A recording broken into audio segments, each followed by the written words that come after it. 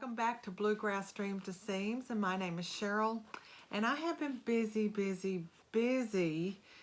sewing for these grandchildren. I have 4 grandchildren, and I've knitted or sewn something for every one of them. Of course, Oliver's was the emotional support chicken in his scarf, which is already wrapped, so I can't show the scarf, but it's just navy blue, and I did a 21 stitches. I did 3 garter stitches on each end, and I did 3 rows of garter on the cast on and cast off edges.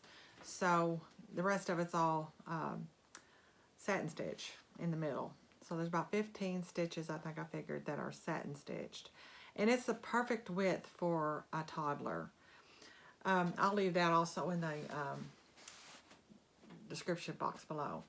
Now, there'll be the sweater that I made and other shirt that I made for my grandson that's like a sweat hoodie or sweatshirt hoodie. I can't talk today. I cracked a tooth, and I tell you what, I'm just slurring words. You would not think that doing something like that could affect you that bad, but it has really affected me. Hopefully it gets fixed on Monday. I just am hoping that it's fixed on Monday. But that's why I'm slurring, and I do apologize. Okay, so Barbie and Ken have a few new clothes. And I got a little overexcited when I started cutting all this out. And I thought, oh my, I will not get all this made. And I'm not going to get it all made. I had to call it quits at some point because, you know, you can only do so much. But just to remind you, I did knit these up. I showed this before. These are those little balls of yarn. I think it's called Clio. I'll look it up. It's from South America. It's 100% cotton. It's really got a great feel to it. And then this was just some sock yarn I had left over, and I knitted this little sweater there. So I had already had a little start. My hands got to hurting so bad I had to stop the knitting on, you know, that's fingering weight yarn.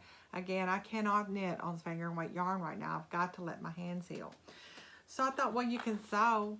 I can sew a miniature. You know, I made her some back in the summer, and we really had a good time with that. And I also knitted her a little dress. And it's so funny, every time I go to her house, I go in there to look at her Barbie house, and I look to see where that little knitted dress is, because it's always on Barbie's bed, laid out like she's getting ready to go somewhere. It's just so funny. I know she really liked it. She wanted me to knit her a little dress, and so I did. Let's talk about pants first. Pants have got to be the easiest thing you can make for Ken or for Barbie. It doesn't take very long. I made 2 pair of pants and these shorts in 30 minutes. Basically, all you're doing, I'm just going to tell you real quick, this is so easy. You will do a center front or center back seam. Every one of them's different, but it doesn't really matter. Just do one or the other. And then you're going to make your casing. You'll fold down a piece. You'll stitch so far away. You run your elastic through there. Believe me, you're going to need either a really tiny safety pin or something really narrow that'll go through that, because it's like a 3/8 inch wide elastic. So you need a narrow thing to go through there. I did not press my seams open. I pressed the seams to one side, and the reason I did that was because I wanted to be able to get that safety pin through there, and I knew if I was going against the seam edge and the rest of it was this way, the raw edged fabric, it wouldn't get hung up on that. It would see that seam, it would hit that seam and just float right over that seam allowance, and that's exactly what it did, and so it worked. But anyway, you get that elastic fit in there, and I pulled mine a little tight, but you see it's got plenty of stretch, so I'm not worried about this fitting Barbie. Then you want to hem your pants legs. In this particular case, is shorts. You want to hem that before you do this seam here. Make sure you don't sew your legs together wrong, because what you're doing is you've got a front and back to each leg that's cut in your pattern piece. They also do that. You don't have side seams. So you're cutting your leg, if I can get this apart, as one piece. So you have two pieces. That's all you're working with, two pieces. It is so easy to make pants. No time at all, and you have them whipped up together. Now, the first couple of things that I made is I made a couple of shirts just to kind of get myself in the groove. And I made this little t-shirt. I'll talk about that again in a minute. Talk about that again here in a minute. See, I can't talk. And then this little top here, I put the entredot Swiss embroidery at the bottom and entredot on the neck edge and armholes. I kind of wished I had not done the entredot at those two places, but I think it'll be fine. I made this little pleated skirt. Now, is that not adorable? I really took my time with this, being really meticulous about where the pleats were. I used the pattern as a guide, more or less. I didn't want to mark too much on this. I did have to mark a little bit, but I didn't want to mark. And then I carefully folded and pinned. And then after I got everything pinned, I flipped it over and I just lightly steamed over just where I needed to sew so that those pleats would stay in place. And then once I got those sewed down, then I attached this waistband. Now that is just, I can't help, that is cute. That is just really, really cute. I cut the waistband on the bias, and it's got a little hem, which of course you hem this before you do all this pleating. But that is just adorable. So there's one choice she can use. And here's another choice that she can use. She can have her little shirt like this put with that skirt. So I'm really pleased with how that turned out. This blouse I'm not as pleased with. There is something wonky going on with this collar, and I think it might be the lace. The lace I attached to this got caught on something, so I think I'm going to take it off, and hopefully I can fix that, and if not, okay, no loss. She's got plenty of things. I made this out of a knit. Now, some of the things, I know it called for woven fabrics, but I've not had any problems if I choose to make a top out of a knit or do a skirt out of a knit. It's been fine. So I took some of that leopard print that I had made me a top out of, and I used it to make this. Okay, this was an experiment. I kept seeing on Pinterest where you could take like a handkerchief or a doily, you know, just something, and make Barbie a little dress. Now, I don't know that I picked the best garment to make this handkerchief dress out of. I personally think that maybe something without sleeves might be really good. Some little strapless dress would be really, really cute. Or just try to find a way to make one circular. Some of your doilies are more of a circle and would be really work well for making a skirt for Barbie. But anyway, it's an experiment. I did put some tulle in to try to help the skirt fill out a little bit. And it is kind of sheer, but you know, it lasts as long as it lasts. All right, then I did this little dress here. Now this is from a vintage pattern that I kept from my mother's things. And the reason I did was because I remember she made me a dress like this for my Barbie because I recognized the little coat. And so I made a little coat. And this is just some fabric I had left over from a Hobby Lobby outfit that didn't work out too well for myself, but it worked out fine for Barbie. And I put the little pom-pom trim, and I took some bias tape and made a little stand-up collar, and that just turned out so cute. I love this little outfit.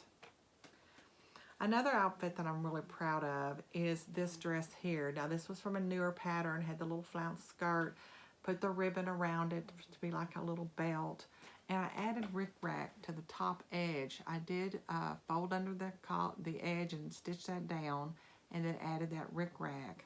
And it's just baby rickrack that went around there, but just added a little something. And then the coat to go with it is like this. 4 little buttons, but there's 2 snaps behind the edge buttons here that keep it fastened. And I thought that just turned out so cute, these 2 together.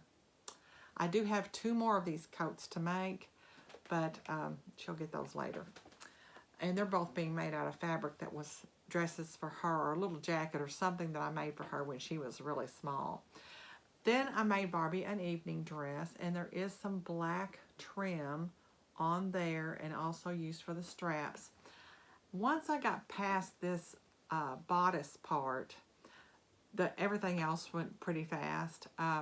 Getting the bodice kind of prepped, I do wish I had lined or done a double layer. This fabric is really sheer, so I could have double layered this bodice and made it much easier to turn and more finished looking. But you know, it's a learning curve. There are 2 little fitting tucks right there, and at first I thought, well, that just looks really weird, but then I realized that you're sewing from waist to bust point, and then this is your top of your dress. It just took me a minute. Another thing I'm really proud of is this little coat. This is made out of, I think, a Milton wool scrap remnant that I had. I just thought, yeah, let's do this. Let's just make her a little coat. And it has a little scarf that I attached to the garment because I didn't want her to lose it.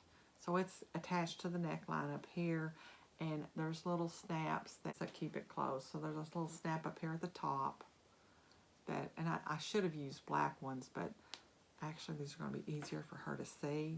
There's that little coat. Isn't that cute?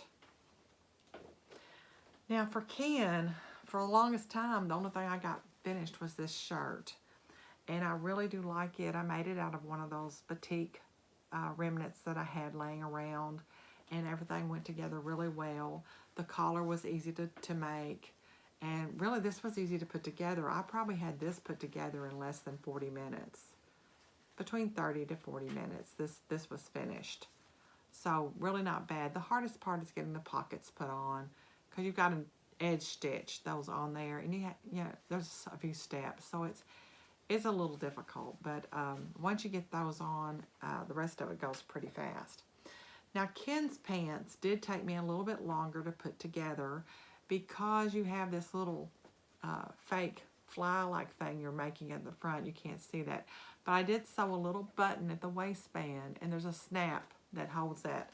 So basically it's kind of the same technique, except you've got to do the back seam, and then you've got to do this little bit of crotch here in the front. Then you make your casing, run your elastic through there. I did the same thing with the seam allowance. I pressed it to one side so that when I went in, I would hit that the seam line, and then go right across the seam, the raw edges. I just float right across that. I don't know if I'm explaining that very well, but anyway. Then I did my hems, and then I did my inseam. So those were made in probably about 30 minutes. It did take a little time to do the fly part.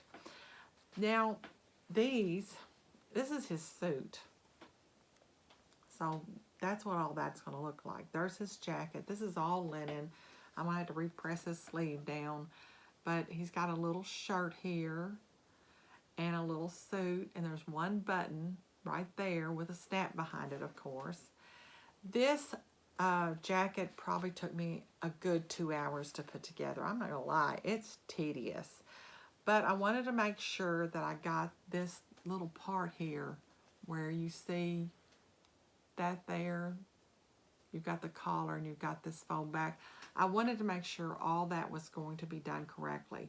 One of the hardest things to do was there's like three little steps. You can do it in one, but I prefer to do it in 3. You sew part of this collar down, and you sew these, you overlap your front onto your back and stitch those together by overlapping. So I did it in 3 sections. Another thing I changed was I also did interfacing on the facing part So there's a facing that goes all the way around the perimeter of the front and back of the jacket and around this collar, and that's part of what you see that's folded back. I'm going to show that to you so you can kind of see it. I did, see there's where that is going all the way around that jacket. So, and here's the shirt. I'm not real happy with this shirt. It's just real lightweight, but it works well with the jacket and will be fine. I did make a little necktie.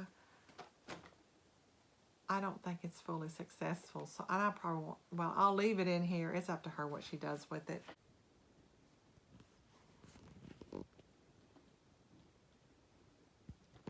I decided not to try to line this hoodie because the lining was not working out. So I sewed this ribbon, woven ribbon that I had, to each side of the sweater so that these snaps will stay in place. And I put a little tag there. And I think that's going to work out just fine. I'm trying to keep you from seeing all my mess back there because I haven't cleaned this room yet. But there is the sweater. I just finished sewing most of my grandson's hoodie. I just love the little flannel added to the cuffs and the flannel detail here with the flannel inside the hoodie, and it turned out really well. Couple of little places where I know as a seamstress I got off a little bit, but I worked really hard to keep this correct. Anyway, it's put together. All I need now is buttonholes. I'm just going to do 2 buttons right here, kind of big ones. Thought about maybe using snaps, but that's something I don't have to get done right now. I'm getting ready to dash out the door, but just wanted to let you see the hoodie is finished.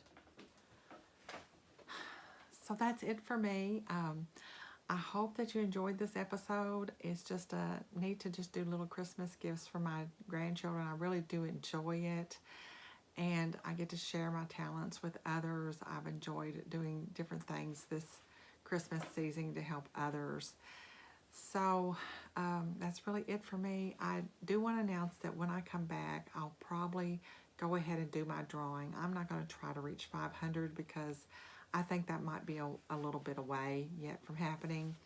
So we'll go ahead and do it when I come back, and I'll announce what it's going to be.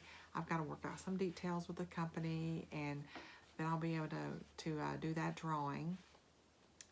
And so look for that to come up, and I'll probably try to come back with either some kind of make for myself again. And I also am going to end this video with a picture of some bread I made this morning using my brand new scoring tool that I have. And I really did enjoy doing this morning. Taking 2 loaves to church tomorrow for communion and keeping 2 loaves here. So enjoy, and Happy New Year, everyone. Bye.